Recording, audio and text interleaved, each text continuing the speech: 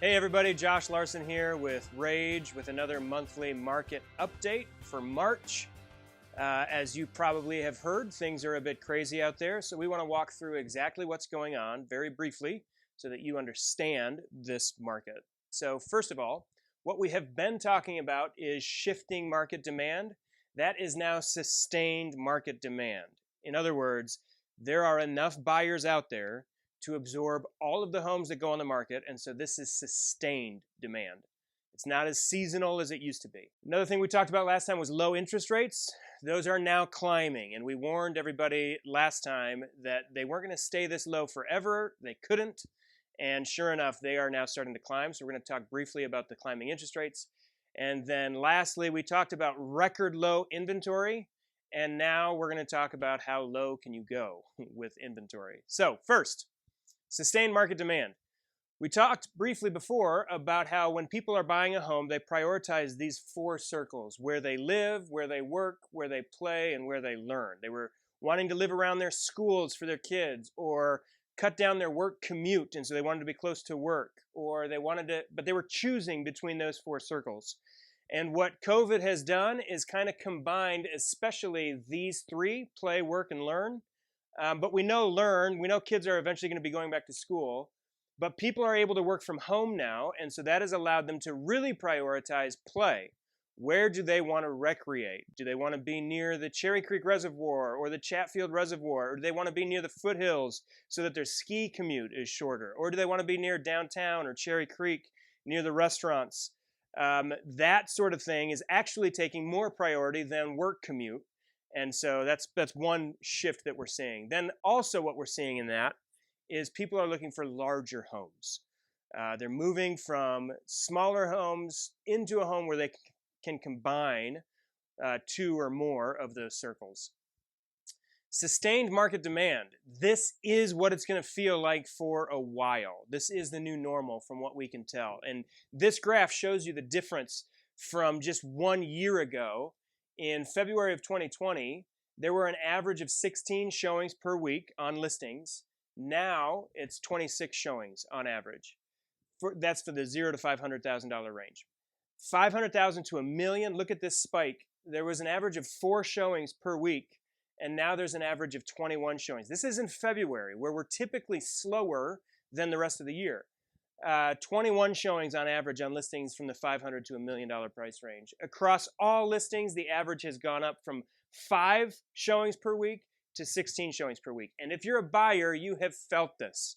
We're showing up with buyers at listings and waiting in line for our little 15-minute window to see the house. And this is why. This is why. There is sustained market demand out there. Secondly, climbing interest rates. Interest rates have shifted. We were talking about 2.75 and how 2.75 wasn't going to be around for long, and sure enough, it is now gone. And for most people now, the rate is right around 3.25, which shifts the purchase power from 549 all the way down to 515. This is where the new interest rates are letting people purchase. That results in a monthly payment of $22.45. So that's what we're looking at right now. And they're still probably going to climb a little bit more. Although the Fed has said they don't want to see a dramatic spike in interest rates, so it'll probably be controlled, but it will increase, we're expecting. Now, don't panic about that. I know that sounds like bad news, but if you take a step back and just look at where interest rates have been, even right after or right around the real estate crash in 2007 and 2008, interest rates were up over 5, 2 percentage points higher than they are now.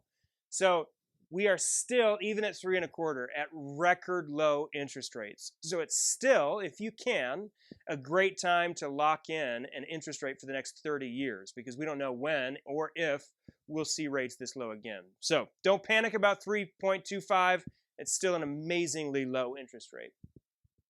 But it does affect our affordability.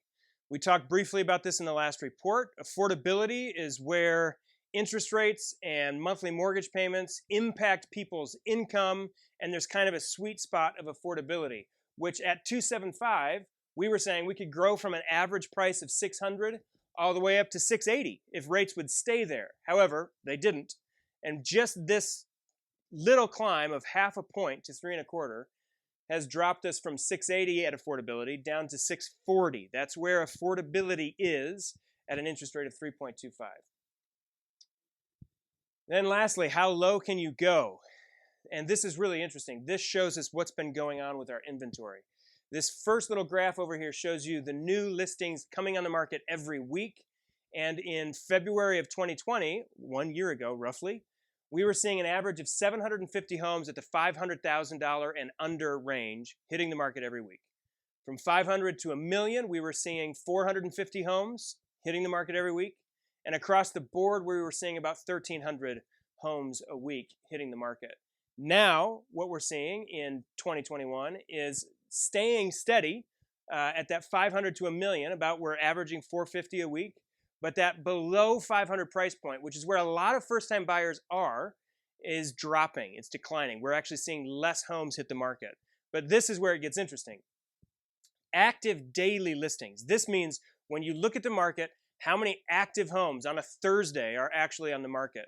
In February of last year, below 500, there were about 1,000. On average, any day that you looked at the market, there were about 1,000 homes available. Now there are 700.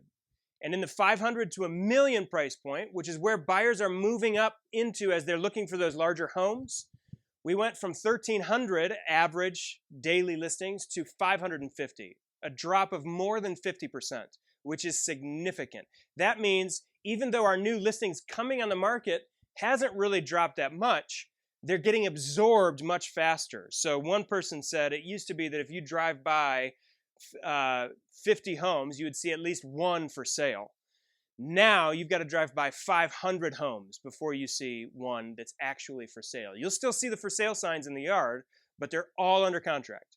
And so that's what we're experiencing. With this sustained demand comes less and less availability in the market. So there are less listings available on a daily basis. So how do we plan and not panic?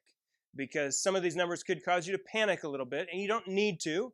Like we said last time, you just need to plan. How do we do that? First, if you're a seller, sell now while interest rates are driving more buyers to your property, and move later. And we can negotiate the terms of that in your contract so that it doesn't mean if you sell your house, you got to be gone in 30 days.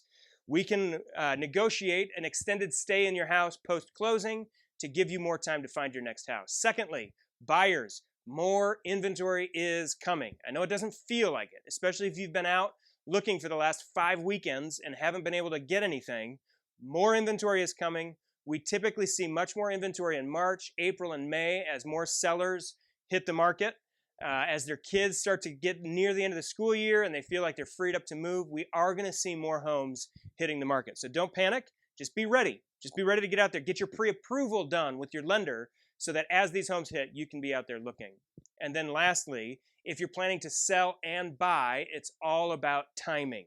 Timing is going to be crucial. So it doesn't matter if you're thinking about selling and moving 6 months from now or even a year from now. Let's talk now and put your plan together so that we can start even now taking the necessary steps to execute that plan. And then you don't need to panic. We can get this done.